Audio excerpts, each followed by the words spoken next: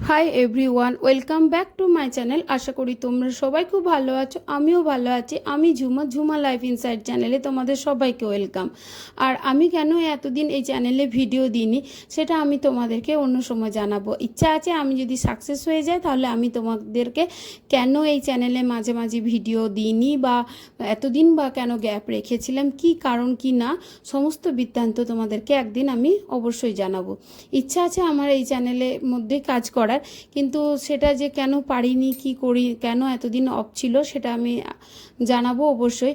আর আমার মানে ইচ্ছা আছে যে আমি অবশ্যই দাঁড়িয়ে যাব, কারণ এটা আমার মনের বিশ্বাস। আর বিশ্বাস না রাখলে তুমি কোনো কাজেই এগোতে পারবে না, এটা আমার মন বলে। তাই আমি কিন্তু বিশ্বাস করি যে আমি সাকসেস হব। আর এটা আমার নিজের প্রতি যেমন বিশ্বাস, আমার ফ্রেন্ডদের প্রতিও আমার তেমন বিশ্বাস যে তারা যখন প্রথম দিন থেকে আমার সাথে আছে, আজও আমার সাথেই থেকে যাবে। তো তাদের সাহায্য আর আমার বিশ্বাস, এই দুটো যদি থাকে আমি অবশ্যই এই চ্যানেলের মধ্যে আমি নিজেকে দাঁড় করিয়ে নিতে পারবো। কারণ এটা আমার শখও যতটা বটে, আবার প্রয়োজনও বটে। দুটোই আমার কিন্তু এই চ্যানেলে আসার মূলে।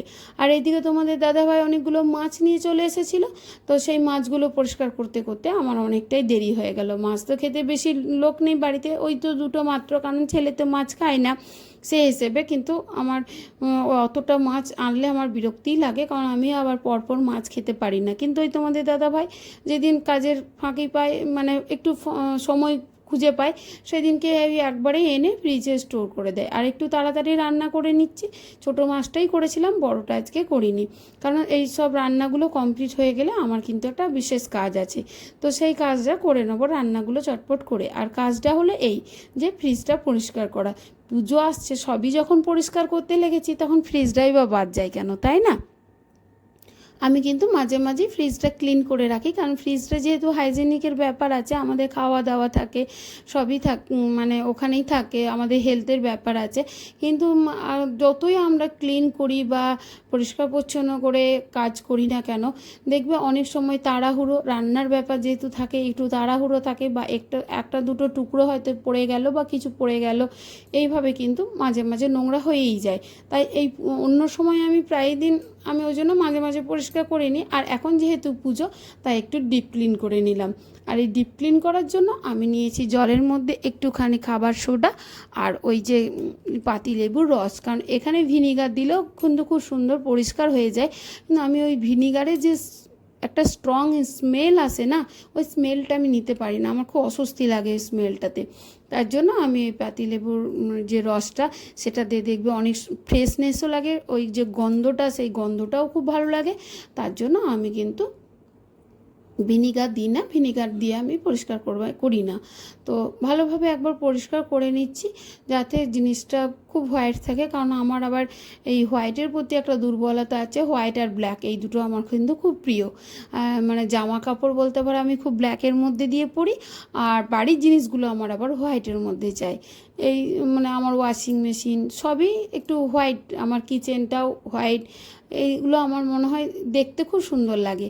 আর এই যে মশলাপাতিগুলো দেখছো, এগুলো সব না আমার আমিষ হয়ে গেছে, মানে ওই মাছ বা পেঁয়াজ এগুলো ঠেকাঠেকি হয়ে গেছে, ওই জন্য এখানে রেখেছি। আমি আবার এগুলো একটু মানি, তার জন্য তোমাদের দাদাভাই আবার বকা দেয়, বলে এখন থেকে এইসব কি মানি। আমি বলি না, আসলে কি জানো তো, আমার পিসিমণি বা আমার জেঠিমণি এরা না সবাই নিরামিষ খায়, মানে একেবারেই নিরামিষ, ওই পেঁয়াজ ঠেকা বা মাংস ঠেকা কোনো জিনিস ওরা খায় না। তা আমি কি করে দিই বলো, তারা যদি আমার বাড়িতে আসে? আর তাছাড়া উপোস বার করবো, সেই দিনকে তো খেতে অসুবিধা হবে। ওই জন্য আমি কিন্তু ওগুলো একটু যেগুলো ছোঁয়া হয়ে যায় ওদের সঙ্গে চিৎকার চেঁচামেচি না করে রেখে দিই। তারপরে ওগুলো ইউজ হয়ে গেলে ওখানটা পরিষ্কার করে দিই। আর জলটা আরেকবার পরিষ্কার করে নিলাম, কারণ ওই জলটা দিয়ে পরিষ্কার করলে আমার ফ্রিজটা তো হোয়াইট দেখতে লাগবে, খুব ঠিকই আছে, কিন্তু সেই ফ্রেশনেসটা বা সেই হাইজেনিক ব্যাপারটা কিন্তু আসবে না।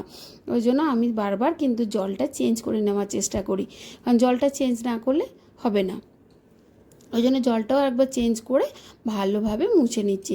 আর এই যে ফ্রিজে পাতার জন্য যে ম্যাটগুলো, ম্যাটগুলো তো অবশ্যই পাতা দরকার, কারণ এই যে এখন তো সবই মানে ফাইবার বা মোটা ফাইবার বা গ্লাস দিয়ে তৈরি, আমারগুলো সব গ্লাস দিয়ে।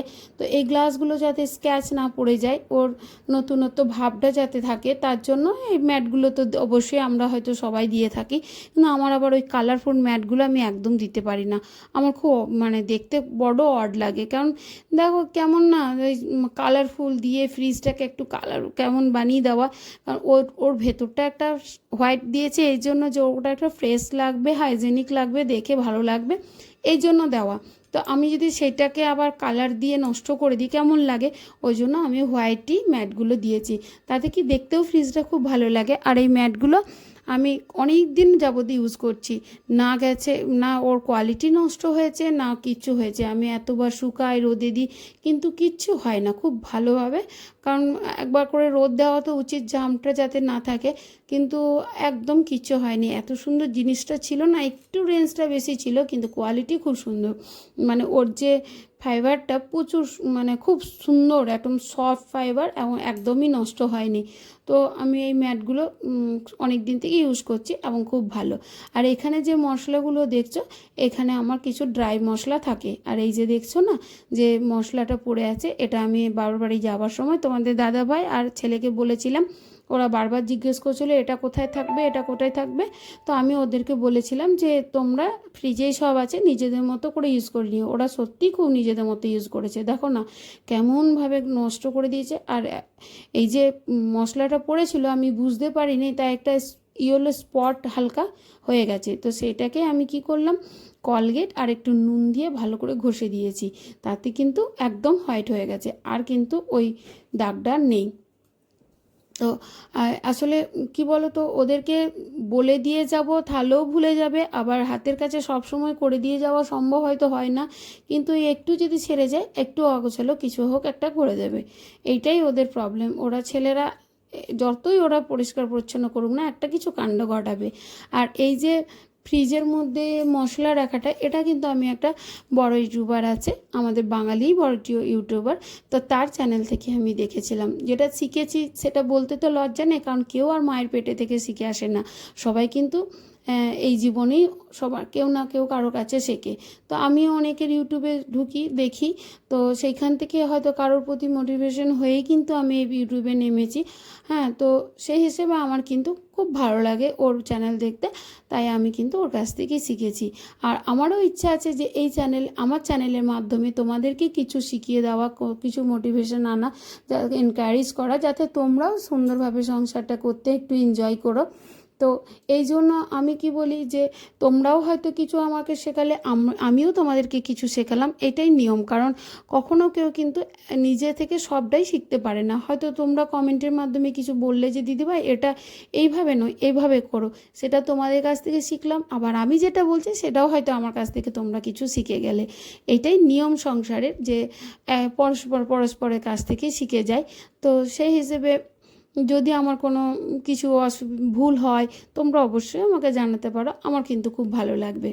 আর আমার এই ভিডিওটি যদি তোমাদের ভালো লেগে থাকে, তাহলে অবশ্যই তোমরা কিন্তু একটা সাবস্ক্রাইব করে দিয়ে যেতে পারো। আর তা যদি করে রেখেছো তাহলে অসংখ্য ধন্যবাদ, কারণ প্রত্যেকের মূল্যবান সময় বের করে যে আমার ভিডিওটি তোমরা এই কিছুক্ষণের জন্যও দেখেছো, তার জন্য সত্যি তোমাদেরকে অসংখ্য ধন্যবাদ। আর যারা যারা সাবস্ক্রাইব করোনি তারা অবশ্যই একটা সাবস্ক্রাইব করে দিয়ে যেতে পারো, কারণ আমার পরবর্তী ভিডিওগুলি দেখার জন্য। আর সাবস্ক্রাইবের পাশে যে বেল আইকনটি আছে ওটা অবশ্যই ক্লিক করে দিও, যাতে আমার ভিডিও নোটিফিকেশানগুলো তোমাদের কাছে পৌঁছে যায়। তো আর কমেন্টের মাধ্যমে যদিও ভালো লেগে থাকে অবশ্যই জানিও কেমন লাগলো আমার এই ফ্রিজটা গুছিয়ে রাখা বা পরিষ্কার করে রাখা, বা আমার কাজ বাজ তোমাদের কেমন লাগলো, অবশ্যই কমেন্টের মাধ্যমে তোমরা আমাকে জানাতে পারো।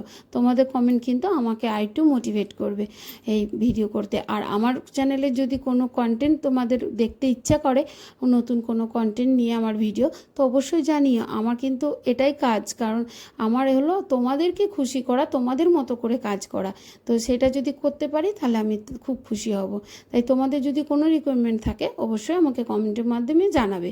আর এই যে সব পরিষ্কার হয়ে গেছে, এবার এখানে আমি এইখানটা পরিষ্কার হয়েছে, এখানে আছে কিছু বিস্কুট আর চালের গুঁড়ো আর ওই যে পাটালি। এই পাটালিটা আমি সারা বছরের জন্য মানে রেখে দিই, ওই যে পায়েস করি সেই পায়েসে দেওয়ার জন্য। কারণ আমার বাড়িতে তো চিনি ইউজ হয় না, তাহলে চিনি ইউজ না হলে তো গুড় তো ইউজ করতে হবে, আর পাটালি দিয়ে গুড়টা খেতে খুব ভালোও লাগে পায়েসটা। তো সেই জন্য আর এই চালের গুঁড়োটা রেখেছি একটু মাঝে মাঝে রোদে দিয়ে আবার ফ্রিজে রেখে দিয়ে, কারণ কি তাহলে কিনে ওই যেসব পকোড়া টকোড়া বানায় সেখানে যদি একটু চালের গুঁড়ো দিয়ে বানানো হয় খেতে কিন্তু খুব টেস্ট লাগে। ওই জন্য আমি চালের গুঁড়োটাও রেখেছি। এটাও আমি ফ্ল্যাটে অনেকের কাছ থেকে শুনেই রেখেছি, আমি আগে ভয় রাখতাম না যদি পোকা হয়ে যায়, ওরা বললো না মাঝে মাঝে রোদে দিয়ে ফ্রিজে রাখলে কিচ্ছু হয় না। তো আজকের মতো এইটুকুই, আর বেশি কিছু করলাম না। আর এই যে চকলেটগুলো আমার ভাইয়ের ছেলে আসবে, ওই জন্য আমার হাজব্যান্ড এগুলো এনে রেখেছে যাতে ও টুকটাক খেয়ে যেতে পারে, ওর কোনো অসুবিধা না হয়। তো আজকের মতো আর বেশি কিছু করলাম না। নেক্সট ব্লগে দেখা হবে তোমাদের সঙ্গে, আশা করি ততক্ষণ তোমরা সবাই খুব ভালো